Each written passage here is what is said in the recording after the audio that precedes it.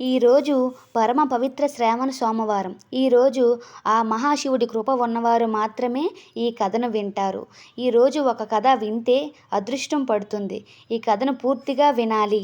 మరి ఈరోజు ఏ కథను వింటే మన ఇంట్లో దరిద్రం మొత్తం పోయి సుఖ సంపత్తులతో అష్టైశ్వర్యాలు కలుగుతాయో ఈ వీడియోలో తెలుసుకుందాం. పూర్వం ఒకప్పుడు అరణ్యాల మధ్య చిన్న గ్రామం ఉండేది. ఆ గ్రామంలో ధ్రువ అనే తెలివైన ఉండేవాడు. ధ్రువ పేదవాడు అయినప్పటికీ శివుడిపై అతని భక్తి అపారంగా ఉండేది. అలా అతని గ్రామానికి కొద్ది దూరంలో ఒక పెద్ద మర్రి చెట్టు ఉండేది. ఆ చెట్టుపై దయ్యాలు ఉంటాయి. దాని దగ్గరకు వెళ్ళిన వారు ఎవ్వరూ తిరిగి రారని ప్రజలు నమ్మేవారు. ఆ మర్రి చెట్టు గురించి గ్రామవాసులు భయంగా చెప్పుకునేవారు.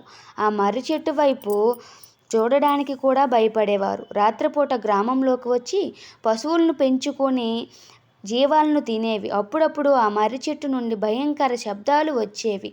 అలా అప్పుడు ప్రజలు గజగజ వణికిపోయారు. శ్రావణ మాసంలో శ్రావణ సోమవారం రోజు ధ్రువ ఒక మహాశివయ్య దగ్గర భక్తితో పూజించేవాడు. శ్రావణ సోమవారం ఈ ధ్రువ ఉదయం శివాలయానికి వెళ్ళి పూజలు చేసేవాడు. అతను నడుచుకుంటూ వెళ్తుండగా దారిలో 2 పక్షులు మాట్లాడుకోవడం చూశాడు. అవి సాధారణ పక్షులు కాదు, అవి దైవిక శక్తులు ఉన్న పక్షులు. ఆ పక్షులు మాట్లాడుకోవడం బాగా వినిపించాయి. అయ్యో, రాజ్యానికి పెద్ద ఆపద ఉందే అని అర్థమయ్యాయి ఆ పక్షుల మాటలు విని. ఆ దయ్యం శాపం పెట్టిందేమో. ఆ శాపం వల్ల రాజు ఆరోగ్యం క్షీణించిపోతుంది. 3 నెలల్లోగా ఆయన చనిపోతాడు అని రెండవ పక్షి చెప్పింది. ధ్రువ ఆ మాటలు విని ఏదైనా చెయ్యాలి అని ఆశ్చర్యపోతాడు. అయితే రాజును కాపాడడానికి ఏదైనా మార్గం ఉందా అని పక్షులను అడుగుతాడు. అప్పుడు ఆ పక్షులు ఆ మాటలు విని ఆ యువకుడికి అద్భుతమైన వినికిడి శక్తి ఉందని గ్రహించాయి. అప్పుడు ఆ పక్షులు ధ్రువతో ఇలా అన్నాయి: ఓ మానవుడా, రాజును కాపాడడానికి ఒకే ఒక మార్గం ఉంది. ఆ పాత మర్రి చెట్టు కింద ఉన్న గుహలో సంజీవని వేరు ఉన్నది అని ఆ పక్షులు చెప్పి ఎగిరిపోతాయి. ధ్రువ ఆ మర్రి చెట్టు దగ్గరికి వెళితే ప్రజలు దానిని ఆపడానికి ప్రయత్నిస్తారు. శివుడిపై నమ్మకంతో ఆ చెట్టు దగ్గరికి ధ్రువ వస్తాడు. దెయ్యం భయంకరంగా బయటకు వచ్చింది. ధ్రువతో ఇలా అనింది: మానవుడా, నీ చావు కోసమా అని అరిచాడు. ధ్రువ భయపడకుండా శివనామాన్ని జపిస్తూ నేను నిన్ను అంతం చేయడానికి వచ్చాను అని ధైర్యంగా చెప్పాడు. ఆ మాటలు దెయ్యం నవ్వి ఇలా అంటుంది: ఓ మానవుడా, నువ్వు అంతం చెయ్యలేవు. ధ్రువ దెయ్యంతో పోరాటం చేయడానికి సిద్ధపడ్డాడు. దెయ్యం చాలా శక్తివంతంగా ఉన్నది. అప్పుడు ధ్రువ తెలివిగా ఆలోచించి శివాలయం నుంచి తెచ్చుకున్న బిల్వ పత్రాలను దెయ్యంపై విసిరాడు. ఆ పత్రాల శక్తితో దెయ్యం భయపడి బలహీనపడ్డాడు. వెంటనే ధ్రువ ఆ కత్తితో ఆ దెయ్యం తల నరికేశాడు. దెయ్యం నశించింది. అలా ఆ దెయ్యాన్ని వధించాడు. ఆ మర్రి చెట్టుపై ఉన్న అన్ని దెయ్యాలను కూడా అదే విధంగా వధించాడు. ఆ బిల్వపత్రంతో పాటు వధించాడు. మర్రి చెట్టు కింద ఉన్న ఒక గుహలోకి వెళ్ళి మార్గాన్ని చూపించింది. ధ్రువ ఆ గుహలోకి వెళ్ళి పక్షులు చెప్పినట్టుగానే సంజీవని తెచ్చి వేరును కనుక్కున్నాడు. అతను వెంటనే ఆ వేరును తీసుకొని రాజధానికి వెళ్ళాడు. అక్కడికి వెళ్ళి అది చూడగానే రాజుగారి పరిస్థితి చాలా దయనీయంగా ఉంది. వైద్యులందరూ కూడా ఏమీ చేయలేకపోయారు. అప్పుడు ధ్రువ రాజు దగ్గరికి వెళ్ళి ఆ సంజీవని వేరును రాజుకు ఇచ్చాడు. రాజు ఆ వేరును తీసుకొని తన శరీరం శక్తివంతమైంది. రాజు పూర్తిగా ఆరోగ్యంతో కోలుకున్నాడు. అది దేశరాజు ధ్రువ చేసిన సహాయానికి ఎంతో సంతోషించాడు. ధ్రువతో ఇలా అన్నాడు: ధ్రువ, నీవు నా ప్రాణాలు కాపాడావు. దేశానికి నీవే రక్షకుడివి అని అన్నాడు. అలా రాజు ధ్రువను యువరాజుగా ప్రకటించాడు. యువరాజు అయిన తర్వాత కూడా అతనిలో అహంకారం అనేది రాలేదు. అతను నిస్వార్థంగా ప్రజలకు సేవ చేశాడు. మంచి పరిపాలన అందించాడు. అలా శ్రావణ సోమవారం పక్షుల ద్వారా రహస్యం తెలుసుకున్న ధ్రువ మర్రి చెట్టుపై దెయ్యాలను అంతం చేసి రాజును కాపాడి యువరాజుగా మారాడు. ఇక ఈ కథ ఎప్పటి వరకు ఎవరికైతే భక్తి శ్రద్ధలతో విన్నారో మీకు ఆ మహాశివుడు అనుగ్రహం కలుగుతుంది. ఇక మీ ఇంట్లో అన్ని శుభాలే కలుగుతాయి. ఈరోజు మహాశివుడు శ్రావణ సోమవారం. ఈరోజు ఆ పార్వతీ పరమేశ్వరులు పార్వతీ పరమేశ్వరులు కథ విన్నా చదివినా వాళ్ళకి అన్నీ పోతాయి. పుత్రులు లేని వారికి పుత్రులు కలుగుతారు, సకల శుభాలు కలుగుతాయి. శివపార్వతుల కళ్యాణం ఎలా జరిగింది అనే పురాణ కథ శివ పురాణంలోనూ, వాయు పురాణంలోనూ, స్కాంద పురాణంలోనూ కూడా ఉంది, వివరించడం జరిగింది. ఎంతో పుణ్యాన్ని తెచ్చిపెట్టే ఈ పురాణ కథను ఈరోజు మనం తెలుసుకుందాం. శ్రావణ సోమవారం ప్రత్యేకంగా ఈరోజు ఈ కథ వినడం మహాపుణ్యంగా భావించాలి. దక్ష ప్రజాపతి తన కుమార్తెల్లో పెద్దదైన సతీదేవిని ఈశ్వరునికిచ్చి వివాహం చేశాడు. ఒక యజ్ఞాన్ని అనుసరించి దక్ష ప్రజాపతి ఈశ్వరునిపై కోపంతో దక్షుడు చేయడానికి సిద్ధపడ్డాడు. ఒక విషయం, దక్ష ప్రజాపతి తన కూతురు అయిన ఒక సతీదేవిని ఈశ్వరునికి ఇచ్చి వివాహం చేస్తే ఒకసారి దక్ష ప్రజాపతి ఈశ్వరునిపై కోపంతో దక్షుడు సతీ పరమేశ్వరులను ఆహ్వానించకుండా ఒక యజ్ఞాన్ని పూర్తి చేయడానికి సిద్ధపడతాడు. ఆ విషయం తెలుసుకున్న సతీదేవి తన భర్త అయిన దక్షుని యజ్ఞాలను వెళ్ళింది. అక్కడ దక్షుడు ఆ పరమేశ్వరుని అపహేళగా దూషించాడు. తన భర్తను అంత మాటలు అనటం విన్న సతీదేవి ఎంతో బాధపడి అక్కడే యోగిజ్ఞాల్లో పడి దుర్గమైపోయింది. తర్వాత దేవత స్వరూపుడైన హిమంతుడు మేనకాదేవికి పెళ్లి చేసుకున్నాడు. వారిద్దరికీ మైనాకుడు అనేవాడు పుట్టాడు. యోగాగ్నిలో దుగ్ధురాలైన సతీదేవి మేనకాదేవి గర్భంలో ప్రవేశించి హిమంతుని కూతురిగా జన్మించింది. ఆమె గౌరవంతో ఉండటం వల్ల ఆమెకు గౌరీ అని పేరు పెట్టారు. పర్వతరాజు పుత్రిక అయినందువల్ల ఆమెను ప్రజలంతా పార్వతీదేవి అని పిలిచారు. దినదిన ప్రవర్ధమానంగా పెరిగి పెద్దదై యవ్వన సతి అయిన తర్వాత వియోగాన్ని భరించలేక తీవ్రమైన తపస్సు చేసి ప్రారంభించాడు. పరమశివుడు తపస్సు చేస్తున్నాడని తెలుసుకొని హిమంతుడు పరివారంతో పాటుగా తన కుమార్తె అయిన పార్వతీదేవిని వెంట పెట్టుకొని ఈశ్వరుడు తపస్సు చేసే ప్రదేశానికి తీసుకువెళ్ళాడు. ఆయనకు పరిచర్యలు చేసుకొని స్వయంగా తన కుమార్తె అయిన పార్వతీదేవిని భక్తితో పువ్వులు, సమిదలు, దర్భలు ఈశ్వరునికి సమకూర్చి పెడుతూ ఆయన తపస్సుకు భంగం కలగకుండా పరిచర్యలు చేస్తుంది. ఇక తారకాసుడైన బాధలు భరించలేక దేవతలందరూ దేవేంద్రునితో కలిసి బ్రహ్మదేవుని దగ్గరకు వెళ్ళారు. వారు బ్రహ్మదేవునితో తారకాసురుడి వల్ల తాము పడుతున్న బాధలు వివరించి ఆ రాక్షసుని సంహరించమని దేవతలందరూ ప్రార్థించారు. అప్పుడు బ్రహ్మదేవుడు ఇలా చెప్పాడు: ఆ కోరిక నెరవేరుతుంది, కానీ నేను ఆ రాక్షసుని సంహరించలేను. నేను సంహరించే శక్తి ఈశ్వరుని ద్వారా పుట్టిన సంతానానికే సాధ్యం. ఈశ్వరుని ద్వారా సంతానం పుట్టాలంటే ఆ సృష్టిలో హిమంతుని కుమార్తె అయిన పార్వతీదేవి మాత్రమే ఈ శక్తి ఉంది. కాబట్టి పార్వతీదేవి ప్రస్తుతం పరమేశ్వరునికి పరిచర్యలు చేస్తుంది. వారిద్దరి మధ్య ఆకర్షణ కలిగేలా చేయమని చెప్పి బ్రహ్మదేవుడు అంతర్ధానం అయ్యాడు. ఇక దేవతలందరూ పార్వతీ పరమేశ్వరులకు ఆకర్షణ కలిగించి వివాహం చేయాలని నిర్ణయించుకున్నారు. అప్పుడు దేవేంద్రుడు పరమేశ్వరుని మనసులో చేయగలిగే శక్తి ఒక్క మన్మధుడికి మాత్రమే ఉందని గ్రహించి మన్మధుడిని తలుచుకున్నాడు.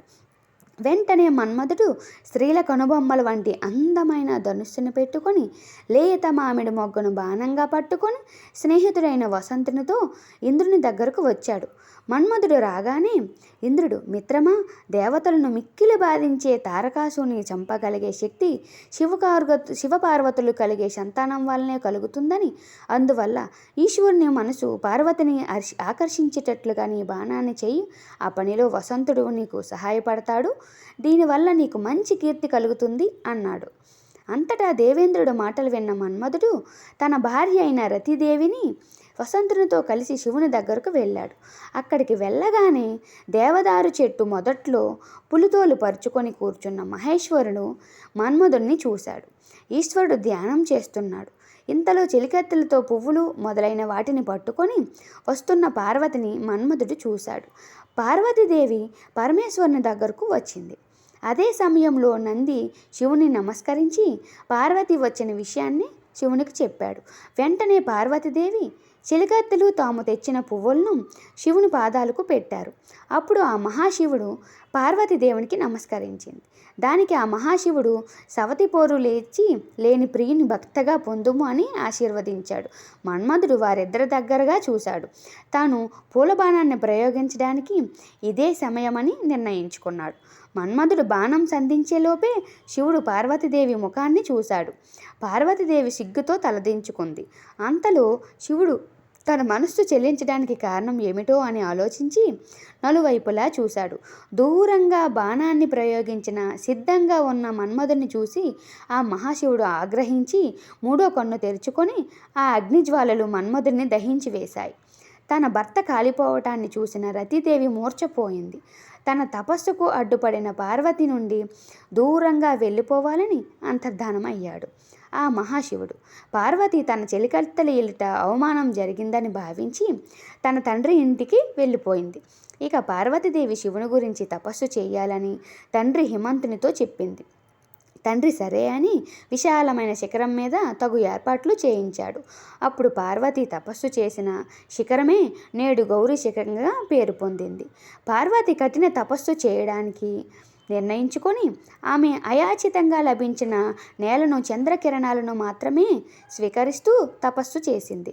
ఆ విధంగా ఈమె శరీరం ఎండకు ఎండి వానలో తడిసి వణికి మహామనులు ఆ తపస్సును అధిగమించింది.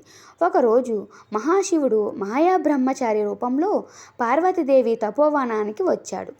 పార్వతీదేవి ఆయనకు ఎదురుగా వెళ్ళి గౌరవంగా సపర్యలు చేసి ఆశ్రమానికి తీసుకొని వచ్చింది. ఇక పార్వతిలో ఇలా అన్నాడు: యవ్వనంలో ధరించవలసిన ఆభరణాలను విడిచిపెట్టి ముసలితనంలో ధరించే నారబట్టలను ఎందుకు ధరించావో చెప్పు. ఒకవేళ నీవు ప్రియుని గురించి తపస్సు చేస్తుంటే వెంటనే తపస్సు ఆపు. ఎందుకంటే నేను కూడా తపస్సు చేసిన వాడిని. కావాలంటే నా తపస్సులో సగభాగాన్ని నీకు ఇస్తాను. దానివల్ల నీవు కోరిన ప్రియుని పొందవచ్చు. అతను ఎవరో నాకు చెప్పు అంటాడు. దానికి చెలికత్తెలు ఆ మహాశివుణ్ణి భర్తగా పొందాలని ఇలా తపస్సు చేస్తుంది అన్నారు. చెలికత్తెల మాట విని మాయా బ్రహ్మచారి, ఓయి నీ చెలికత్తెలు చెప్పిన మాటలు నిజమేనా అని అడిగాడు. అప్పుడు దానికి పార్వతీదేవి అవును అని సిగ్గుపడింది. దానికి మాయా బ్రహ్మచారి ఇలా అన్నాడు: ఓ పార్వతి, ఆ మహాశివుడు అన్నీ చెడ్డ అలవాట్లే ఉన్నాయి. ఆ అలవాట్లు తెలిసి అతన్ని ఎలా వివాహం ఆడాలని అనుకుంటున్నావు? పాములకు కడియములుగా ధరించాడు. శివునితో వరుణకు ఉండవలసిన లక్షణం ఒకటైనా ఉందా? పుట్టుక ఎటువంటిదో తెలియదు. బట్టలు కూడా వేసుకోడు. పులి చర్మాన్ని కప్పుకుంటాడు. శ్మశానంలో ఉంటాడు. అతను పట్టుకుంటే నీ చర్మం కందిపోతుంది. వెంటనే ఆ ఆలోచనలు మానుకో అంటాడు. దానికి పార్వతీదేవి, నీవు నిజంగా ఈశ్వరుని పరమార్థం తెలిసినవాడు కాదు, లేకుంటే ఇలా మాట్లాడవు. శివుడు దరిద్రుడు అయినప్పటికీ సంపదలన్నిటికీ కారణం అవుతున్నాడు. శ్మశానం అయినప్పటికీ 3 లోకాలను అధిపతి అవుతున్నాడు. భయంకరమైన రూపం కలిగినప్పటికీ మంచివాడు అని చెప్తున్నారు. శివుడు ఆభరణాలు ధరిస్తాడు, పాములను ధరిస్తాడు, కపాలాన్ని పట్టుకుంటాడు, బాలచంద్రుణ్ణి ధరిస్తాడు. విశ్వమూర్తి అయిన శివుని శరీరం ఇలానే ఉంటుందని ఎవరూ నిర్ధారించలేరు. శివుని శరీరం స్పర్శ వల్ల పరిశుద్ధి కలుగుతుంది. కాబట్టి ఆయన తాండవం చేసినప్పుడు రాలిన భస్మాన్ని తలపై ధరించడానికి దేవతలు తమ కిరీటాలకు పోసుకుంటారు. పెద్ద ఏనుగుపై ఊరేగిన దేవేంద్రుడు ఎద్దుపై వచ్చి ఆ మహాశివుని చూసి ఏనుగు దిగి శివుని పాదాలు తన శిరస్సుపై నమస్కరిస్తున్నాడు. కాబట్టి ఇంత జ్ఞానం కూడా లేని నీ దగ్గర నేను లేచిపోబోయే లోపు శివుడు తన నిజరూపం ధరించి ఆమెను పట్టుకొని, పార్వతి, నీ తపస్సు నన్ను నీవు కొన్నావు. నేటి నుండి నేను నీ పాత సేవకుడిని అని చెప్పాడు. అది విన్న పార్వతి తపస్సు వలన పొందిన కష్టాలన్నీ మర్చిపోయింది. భార్యను పొందాలి అనే కోరిక కలగాలనే మన్మధుడు ఉపశమనం కలిగింది. ఆ తర్వాత పార్వతీదేవి తండ్రి హిమంతుడు సకల దేవతల సమక్షంలో మాంగళ్య వాయిద్యాల మధ్య పుష్పవర్షం కురిపిస్తున్న వేళ హిమంతుడు పార్వతీదేవిని తీసుకురాగా శివుడు ఆమెను స్వీకరించాడు. పార్వతీ పరమేశ్వర్లు పాణిగ్రహణ సమయంలో ఎదురుగా కాంతిపుంజం ఆవిర్భవించింది. ఆ దంపతులు ఆ అగ్నిజ్వాలల చుట్టూ ప్రదక్షిణ చేశారు. అదేవిధంగా పార్వతీదేవి పరమేశ్వరుల వివాహం వైభవంగా జరిగింది. సంకల్పం చేత వినాయకుడు జన్మించాడు. పార్వతీదేవి సంకల్పం చేత వినాయకుడు జన్మించాడు. ఏ దేవకార్యమైన తారకాసుర సంహారం నిమిత్తమై పార్వతీ పరమేశ్వరులను అతని సుబ్రహ్మణ్య స్వామి, ఇతనికే కార్తికేయుడు, షణ్ముఖుడు అని వివిధ పేర్లు ఉన్నాయి. అదేవిధంగా సుబ్రహ్మణ్య స్వామి తారకాసురుని సంహరించి దేవతలకు సంతోషం పెట్టాడు. ఈ శివపార్వతుల కళ్యాణం గురించి రోజు విన్నా, చెప్పినా, చదివినా వారికి పాపాలన్నీ పోతాయి. సకల శుభాలు వారి జీవితంలో అదృష్టం పడుతుంది. పాపాలైనా కానీ ఈ కథను ఎవరు వింటారో వాళ్ళు చాలా ఆనందంగా ఉంటారు. పూర్వం ఒక ఊరిలో శివదేవుడు అనే గృహస్థుడు ఉండేవాడు. అతను శివభక్తుడు. రోజు తన ఊరిలో ఉన్న శివాలయంకి శివదేవుడు వెళ్ళేవాడు. ఒట్టి చేతులతో వెళ్లకుండా బాగా కాచి చల్లార్చిన కుంచెడు పాలు ఆలయానికి పట్టుకు వెళ్ళేవాడు. మహాశివుడు వాటిని నైవేద్యంగా ఆరగించి అలా భక్తితో స్వామికి నమస్కరించి ఆపై పాలను ఇంటికి తీసుకువెళ్ళేవాడు. ఇలా చేసి పరమనిష్టతో ప్రతిదినం కుంచెడు పాలను శివుడికి ఆరగించి చేసేవాడు. స్వామిని అర్చించేవాడు. ఉన్నటువంటి ఒకనాడు శివదేవుడికి భార్యతో కలిసి పొరుగురు వెళ్లాల్సి పని పడింది. దాంతో తాను నిష్టగా చేసే శివపూజ శివుడికి నివేదించే పని ఎలాగోలే అని ఆలోచించాడు. ఇంట్లో అందరికన్నా చిన్నదైన పాపను దగ్గరికి పిలిచాడు. పాప, మేము ఊరికి వెళ్తున్నాం. ఊరి నుండి తిరిగి వచ్చేదాకా ఇంటి దగ్గరే జాగ్రత్తగా ఉండు. ఇంకో ముఖ్యమైన పని అదేంటంటే, మనం రోజూ శివాలయంలో శివుడికి పాలను ఆరగింపు చేసేవాళ్ళం. ఆ పని కూడా నువ్వు చేయాలి అని జాగ్రత్తగా కాచి చల్లార్చిన మంచి గోవు పాలను కుంచెలు కొలిచి పాత్రలో పోసుకొని గుడికి వెళ్ళాలి. అక్కడ స్వామికి ఆ పాలను అర్పించాలి. వెళ్తావు కదూ అని ఈ నియమం ఆటంకం కానివ్వకు అని ఆ పాపకు చెప్పాడు. పాప సహవాస కథలతో ఇంటి పట్లుండే ఉండి చెప్పిన పని చేయమ్మా, ఎటూ వెళ్ళకు, మర్చిపోకు, నా బంగారం కదూ, నా బుజ్జి కదూ, శివుడి దగ్గరికి వెళ్ళడం మర్చిపోకు అని గుడికి వెళ్ళి పాపను అప్పగించాడు. శివదేవుడు పాప సరే అంది. ఇక శివుడు భార్యతో కలిసి పొరుగురుకు వెళ్ళాడు. ఇక మరుసటి రోజు పాప చాలా ఉత్సాహంగా ఉల్లాసంగా స్నానాదులను ముగించుకొని మంచి గోవు పాలను మరగకాచి చల్లార్చిన కుంచెడు పాలు కొలుచుకొని గిన్నెలో పోసుకొని గిన్నె చేత పట్టుకొని తాను కట్టుకున్న పలుచకని కొంగును పాల మీద కప్పి సరాసరి గుడికి చేరింది. గర్భాలయంలో కొలువై ఉన్న శివలింగమూర్తి ఎదుట పాలారగింపును చూసి స్వామికి మొక్కింది. పాలవైపు చేతులు చూపిస్తూ, శివయ్య, ఇవిగో పాలు, మీకోసమే తెచ్చాను, ఆరగించండి అయ్యా అని శివుడికి చూసి చెప్పింది. ఎదురుగా నిలబడితే ఎలా తాగుతావు అని చెప్పింది. కాస్త పక్కకు జరిగి చాటుకు నిలబడింది. కాసేపు అయ్యాక వచ్చి ఆ గిన్నెలో చూసింది. గిన్నెలో పాలు వైపు విచిత్రంగా చూసింది. శివయ్య, పాలు తాగలేదా? నీకోసమే తెచ్చాను, తాగడానికి ఏమిటి ఇబ్బంది? పాలు అలానే ఉన్నాయి, తాగవా? తాగు తాగు అంటూ శివుడికేసి చూపి పరమాయించింది. అయినా శివుడు తాగలేదు. చిన్నపిల్ల కదా. ఆ పాపకు చింత మొదలైంది. అమ్మ నాన్నలు చెప్పి వెళ్ళారు, వాళ్ళు చెప్పినట్లు నేను చేశాను. కానీ ఎక్కడ ఏ లోపం జరిగిందో శివుడేమో ఈరోజు పాలు తాగడం లేదు. దాంతో పాపకు భయం పట్టుకుంది. శివుడు పాలు తాగకపోతే అమ్మ నాన్నలతో ఇబ్బంది తినాల్సి వస్తుంది. తాగవయ్యా బాబు, ఓ లింగమూర్తి, నేను తెచ్చిన పాలు తాగవయ్యా, లేదంటే మా అమ్మ నాన్నలు నన్ను తిడతారు.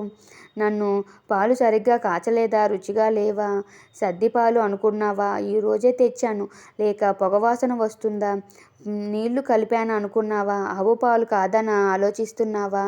లేదయ్యా, కుంచెడు పాలు లేవనా? నేనేమైనా వీటి మీద మనసు పెట్టుకున్నానా? ఏం ఆలోచిస్తున్నావు అని ఆ చిన్నపిల్ల తెస్తే తాను తాగవా అని కోపంతో ఉందా అని ఎందుకు తాగవయ్యా అని నిలదీయడం మొదలుపెట్టింది. పరమశివ పసిపాపను చేసి ఏమిటి ఈ సతాయింపు? ఆకలిగా లేదా? పోని అదేమైనా నోరు తెరిచి చెప్పాలి కదా. పోతే పోని, ఒక గుడికన్నా తాగితే నేను తృప్తి చెందుతాను కదా అంటూ ఆ పాప పరమశివుడికి బ్రతిమాలుతుంది. నువ్వు పాలు తాగలేదంటే మా అమ్మ నాన్నలు నన్ను కొడతారు, అలా కొట్టిస్తావా? నా మీద ప్రేమతో అయినా తాగవా? నిజంగా నువ్వు మనసులో ఏదో పెట్టుకొని ఇలా సాధిస్తున్నావు. ఇవి కాక ఇంకా ఏమైనా కావాలా? ఏం కావాలో అడుగు శివయ్య, ఒక్క నిమిషంలో తీసుకువస్తా. కానీ తాగకుండా మాత్రం నన్ను ఏడిపించకు ఓ లింగమూర్తి. శివయ్య, మఠంలో పాయసం తింటావా? వీరభద్రుని జాతరకు నిన్ను పంపించుతారా? మా నాయన కాదు తాగవయ్యా నా బుజ్జి కదూ అంటూ అన్నం తినకుండా మారం చేసే వాళ్ళని తమ్ముణ్ణి ఎలా బుజ్జగిస్తుందో అలా గుర్తుకు చేసుకుంటూ బ్రతిమలాడుతుంది, ఏడుస్తుంది. ఆ పరమేశ్వరుడు పాప అమాయకత్వాన్ని చూసి నవ్వుకుంటాడు, కానీ పలకలేదు. ఇంకా ఏం చేస్తుందో చూద్దాం అని అనుకొని ఉంటాడు. ఆ పరమ కరుణామూర్తికి భక్తికి వశం కాకపోయినట్లయితే కిందపడి అల్లరి చేస్తూ గిలగలా కొట్టుకోసాగింది. ఆ శివుడు పాలు తాగమంటే తాగట్లేదు, బెల్లం కొట్టిన రాయిలా ఉన్నాడు, నాన్నగారు వస్తే నన్ను కోపగిస్తారు అని ఏడవసాగింది. స్వామి వైపు చూస్తూ, మా వాళ్ళు నన్ను చంపేస్తారు, నువ్వు ఈ పాలు తాగలేదంటే నేనేదో పొరపాటు చేశానని మా వాళ్ళు నన్ను కొడతారు.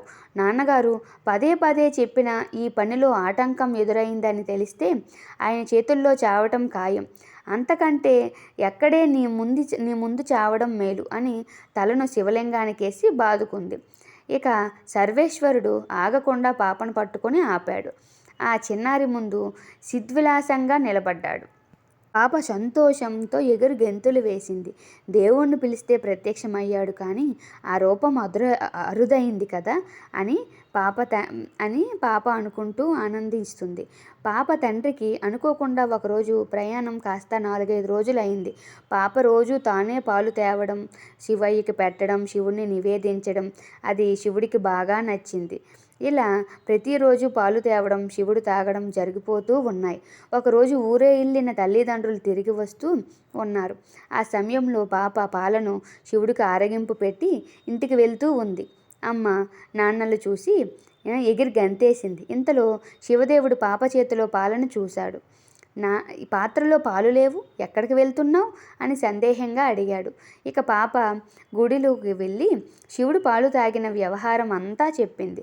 శివదేవుడు పాప మాటలు నమ్మలేదు. శివుడు పాలు తాగడం ఏంటి? నువ్వు ఏదో అబద్ధం చెప్తున్నావు. శివుడి పేరు చెప్పి నువ్వే ఆ పాలను తాగేశావా?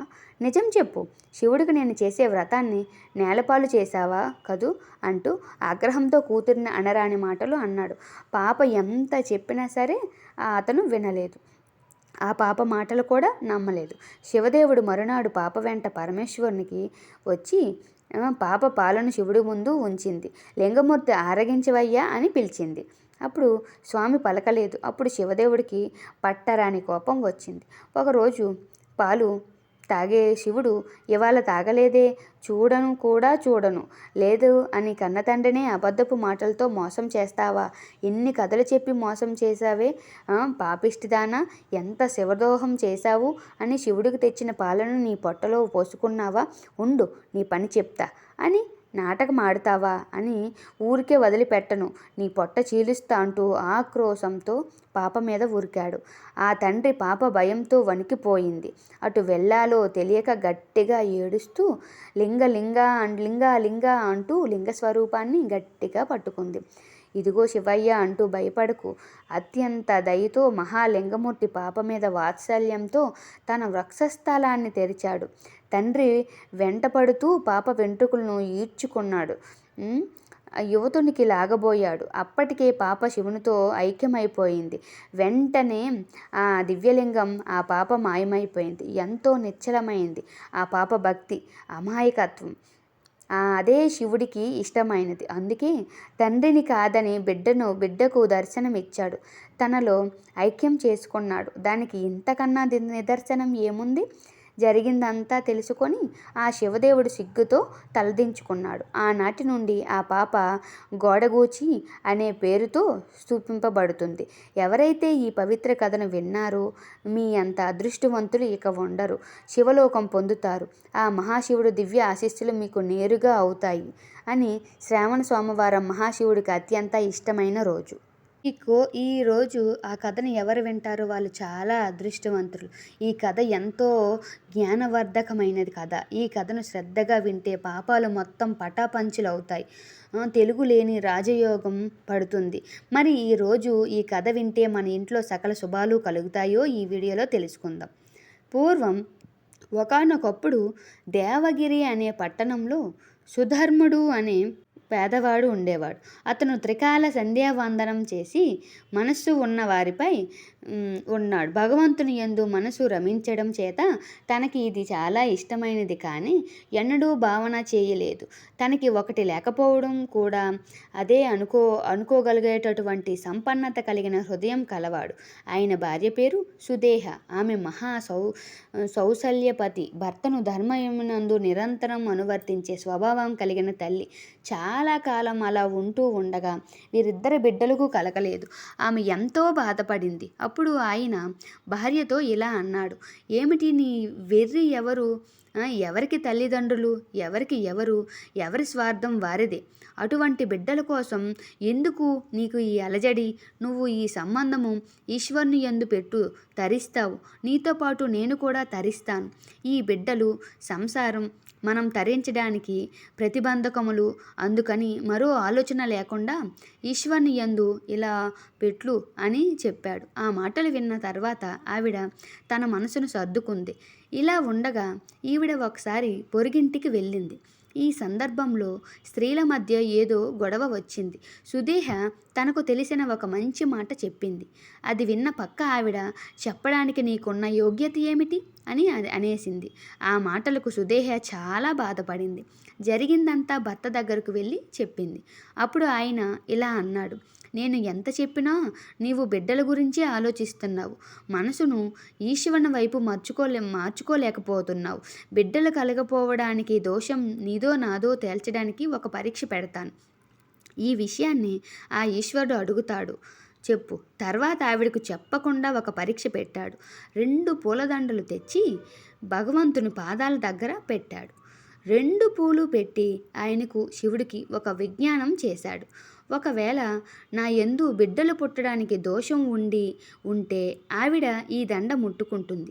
ఒకవేళ నాకు అదృష్టం రాసి పెట్టి ఉంటే ఆవిడ మరొక దండ ముట్టుకుంటుంది అని ఈశ్వరుని ఈ సంకల్పాన్ని మాకు చెప్పాలి అని దండలు అక్కడ పెట్టి భార్యతో ఈ దండల్లో ఒకదాన్ని ముట్టుకో అన్నాడు.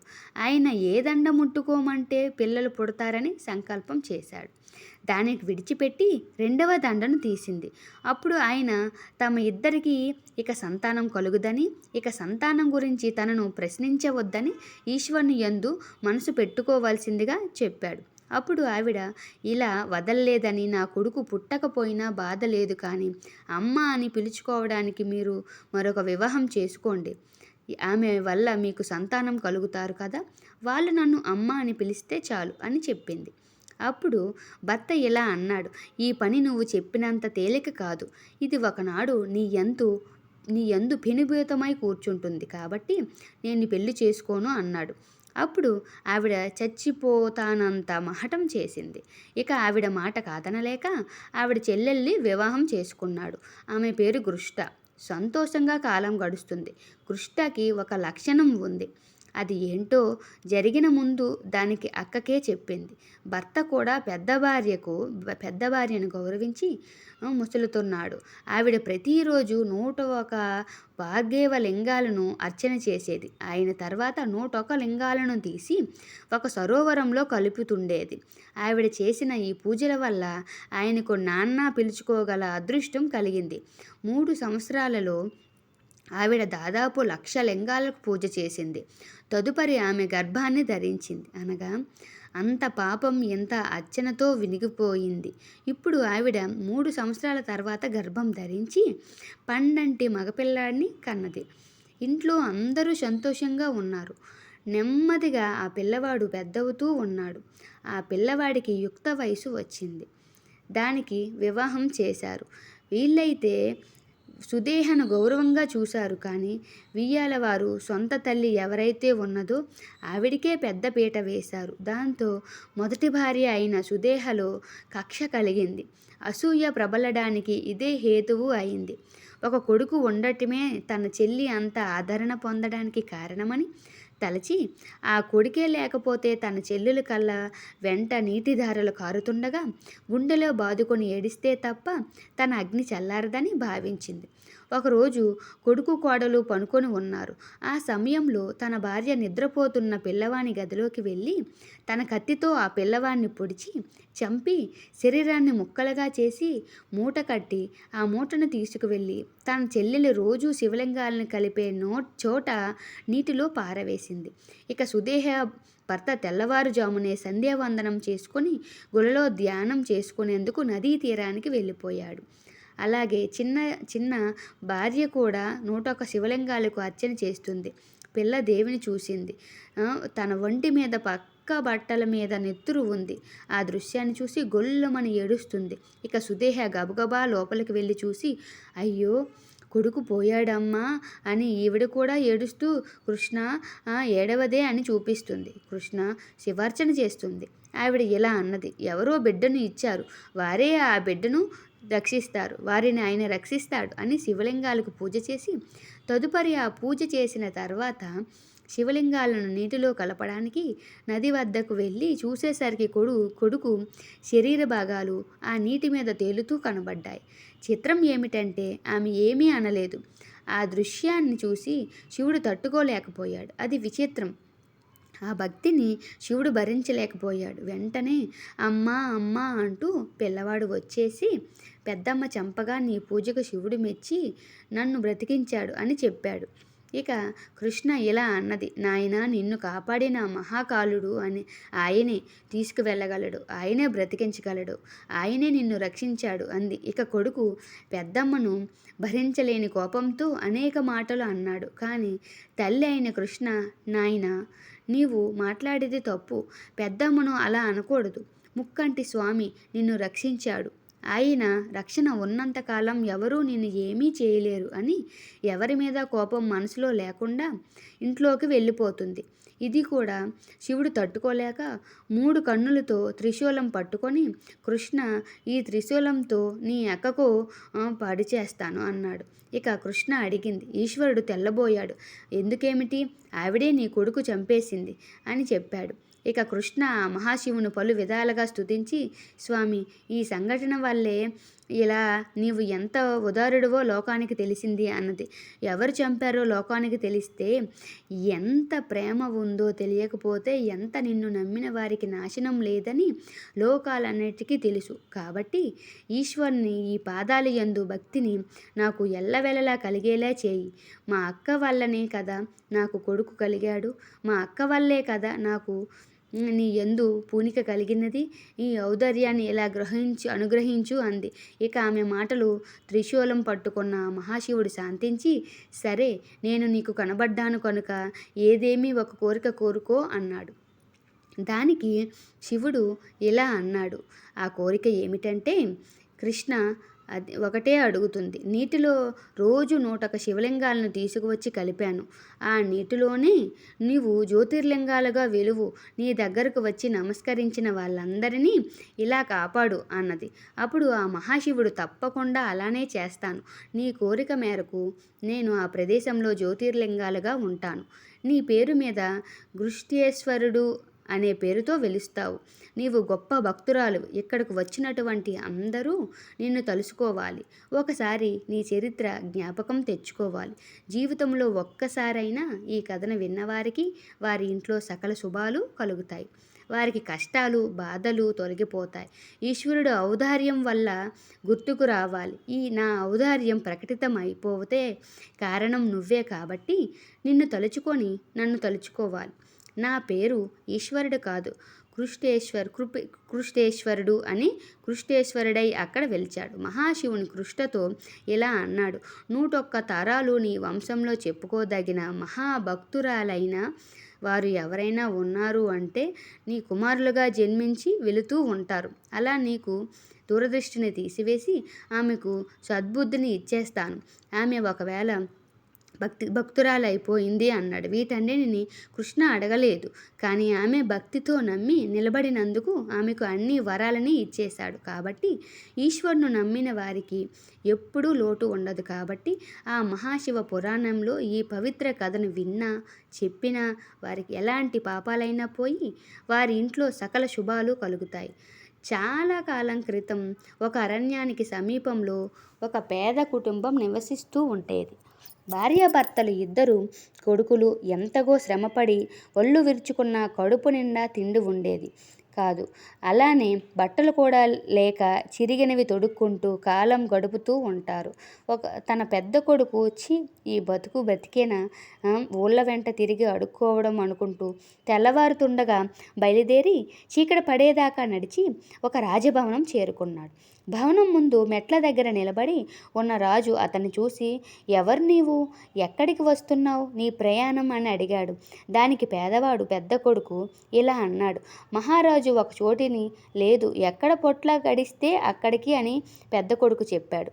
దానికి రాజు ఇలా అన్నాడు, అయితే నీకు ఒక పని కావాలన్నమాట. నా 7 గుర్రాలను కాస్తావా? నీకు వేరే జీతం ఇవ్వను. రోజుల్లా గుర్రాల వెంట తిరిగి సాయంకాలం ఇంటికి వచ్చి గుర్రాలు ఏం తిన్నది, అవి ఏం తాగుతున్నది నాకు చెప్పాలి. నిజం చెప్పావంటే నీకు నా కూతుర్నిచ్చి పెళ్లి చేస్తాను. అబద్ధం ఆడినట్లయితే చావగొట్టి పంపిస్తాను అని రాజు అన్నాడు. ఇక పేదవాడు పెద్ద కొడుకు ఇదేమంతా పెద్ద పని కాదు అనుకొని అప్పటికప్పుడే రాజుగారికి అల్లుడు అయిపోయినట్లుగా ఆనందం కలిగేసింది. ఇక రాజుతో ఇలా అన్నాడు, మహారాజు మీ గుర్రాలను కాయడానికి నన్ను పట్టుకోండి అని చెప్పాడు. మర్నాడు అతను తెల్లవారుతుండగానే గుర్రపుశాలకు వెళ్ళాడు. ఆ గుర్రాలు తెల్లగా అందంగా ఉన్నాయి. అక్కడ 7 గుర్రాలు వదిలిపెట్టగానే అవి బయటకు వస్తూనే అవి శరవేగంతో బెల్లకేసి ఉంటాయి. పేదవాడి పెద్ద కొడుకు కాలి సత్తువ కొద్దీ వాటి వెనుక పరిగెత్తాడు. గుర్రాలు ఆగకుండా కొండల పక్కన పరిగెత్తాయి. పోయిన కొద్దీ వాటి వేగం పెరిగింది, కానీ తగ్గలేదు. ఎక్కడ చూసినా బోలెడంత పచ్చగడ్డి ఉన్నా కూడా అవి మేయడానికి ఆగలేదు. కొండలు దాకా వచ్చేసరికి పేదవాడి పెద్ద కొడుకు ఇక పరిగెత్తలేకపోయాడు. అతడి శరీరమంతా చెమటతో తడిసిపోయింది. ఆయాసం వచ్చింది. కాళ్ళు తడబడుతున్నాయి. కొండ కింద ఒక గుడిసెలో కూర్చొని రాట్నం తిప్పుతున్న ఒక వృద్ధురాలు, రా బాబు రా, చెమట తుడుస్తాను అని అతన్ని ప్రేమగా ఆహ్వానించింది. అతను ఆశ్చర్యపడుతూ వృద్ధురాలి కేసి చూసి, గుర్రాల కోసం చూసే లోపుగా అవి ఏంటో వెళ్ళిపోయాయి. ఇక వాటిని అందుకనే ఆశ లేదని నిశ్చయించుకొని పేదవాడి పెద్ద కొడుకు వృద్ధురాలి గుడిసెలోకి ప్రవేశించాడు. వృద్ధురాలు అతడి ఒంటి మీద చెమటంతా తుడిచి కాస్త గాలి విసిరి జుట్టు దువ్వి ఉపచారాలు చేసింది. కాస్త విశ్రాంతి పొందిన మీదట అతడు లేచి నిలబడి ఇక తిన్నాడు. తిన్నగా మా ఇంటికి పోతాను, రాజుగారి దగ్గరికి వెళ్ళడం వృధా. వెళ్తే రాజుగారు గుర్రాలు ఏం తిన్నాయి, ఏం తాగాయి అని అడుగుతారు. చెప్పలేకపోతే చావగొట్టి పంపిస్తారు. ఇంతోటి దానికి అక్కడికి వెళ్ళడం ఎందుకు అని పెద్దవాడు అంటాడు. ఆ మాటలకు వృద్ధురాలు, ఈ మాత్రానికే భయపడతావేంటి బాబు, గుర్రాలు గడ్డి తిని నీళ్లు తాగాయి కదా, అవి తెలుసుకో, రాజుగారితో ఆ మాటే చెప్పు అని వృద్ధురాలు అక్కడికి వెళ్ళిపోతుంది. సాయంకాలమై గుర్రాలు తిరిగి వచ్చేదాకా పేదవాడి పెద్ద కొడుకు వృద్ధురాలు గుడిసెలో ఉండి ఆమె వెనకాలే రాజభవనానికి వెళ్ళాడు. వాటిని చూస్తూనే రాజు ఇలా అన్నాడు, గుర్రాలను జాగ్రత్తగా కాచావా అని, ఏం తిన్నాయి, ఏం తాగాయి అని రాజుగారు అడిగారు. ఆ పేదవాడు పెద్ద కొడుకు ఇలా చెప్పాడు, మహారాజు గుర్రాలను గడ్డి తిని నీళ్లు తాగాయని చెప్పాడు. ఇక రాజు వానని పట్టుకొని చావ చితక్కొట్టి పంపించి వేయాడు అని రాజు కోపంతో తన బట్టలతో చెప్పాడు. వృద్ధురాలి సలహా విన్నందుకు ఒళ్ళంతా హోనం చేయించుకొని పేదవాడి పెద్ద కొడుకు సగం ప్రాణాలతో ఇంటికి తిరిగి వచ్చాడు. ఇక పెద్ద కొడుకు తిరిగి రాగానే చిన్న కొడుకు తన పొట్ట తాను పోసుకుంటానని ఇంటికి నుండి బయలుదేరాడు. తనను కూడా ఒక రోజంతా నడిచి చీకటి పడే వేళకు రాజభవనం చేరుకున్నాడు. రాజు తన గుర్రాలు కాయమని, అవి ఏం తిన్నాయో ఏం తాగాయో చెప్పమని నిజం చెప్తే తన కూతుర్ని ఇచ్చి పెళ్లి చేస్తానని, అబద్ధం చెప్తే చావగొట్టి పంపిస్తానని చెప్పాడు. అందుకు పేదవాడు చిన్న కొడుకు కూడా సిద్ధపడ్డాడు. మర్నాడు తెల్లవారుతుండగానే గుర్రాలను అక్కడికి వదిలేశారు. అవి పరిగెత్తసాగాయి. చిన్నవాడు వాటికంటే ముందే పరిగెత్తుతూ, రండి, నాతో పందెం వేసి పరిగెత్తండి అని వాటిని ఆహ్వానించాడు. గుర్రాలు కొండ ప్రాంతానికి చేరేసరికి ఇంకా వాడు పరిగెత్తుతూనే ఉన్నాడు. అతని ఒళ్ళు చెమటలు దిరదాగుతున్నాయి. అయినా అతను పరుగు మానలేదు. ఇంతలో అతను అవ్వ ఉన్న గుడిసెను సమీపించాడు. "రా బాబూ రా, చెమట తుడుస్తాను" అని వృద్ధురాలు అతన్ని ఆహ్వానించింది. అది చూసి దానికి అతను ఆమె "నీకు చిన్నప్పటి మాట కూడా" అని చిన్నవాడు అంటుంటే ఇక అతనికి అలుపు వచ్చింది. అప్పటి వరకు అతడు గుర్రాలతో సమానంగా పరిగెత్తాడు కానీ అక్కడి నుంచి గుర్రాలు అతన్ని దాటుకుపోయేటట్లు కనిపించాయి. ఇక అతను అన్నిటికన్నా వెనక ఉన్న గుర్రం జోలు పట్టుకొని ఒక ఎగురున దాని వీపు మీదకు ఎక్కి కూర్చున్నాడు. ఆ గుర్రాలు చాలా దూరం పరిగెత్తి ఒక దట్టమైన అరణ్యం మధ్య ఉన్న దేవాలయం ప్రాకారం వద్దకు వెళ్ళి నిలిచాయి. అదే వాటి గమ్యస్థానమని గ్రహించిన చిన్నవాడు తాను ఎక్కిన గుర్రం నుండి కిందకు దిగి ఆలయ ప్రాంగణం కేసి నడిచాడు. గుర్రాలు ఒక్కొక్కటిగా ఆలయ ప్రాంగణంలోకి అడుగుపెట్టగానే అందమైన యువకులుగా మారిపోయాయి. ఈ వింత పరివర్తన చూస్తూనే చిన్నవాడు ఆశ్చర్యపోయాడు. ఆ యువకుల్లో ఒకడు పేదవాడి చిన్న కొడుకు దగ్గరకు పిలిచి తన విషయం ఇలా చెప్పాడు.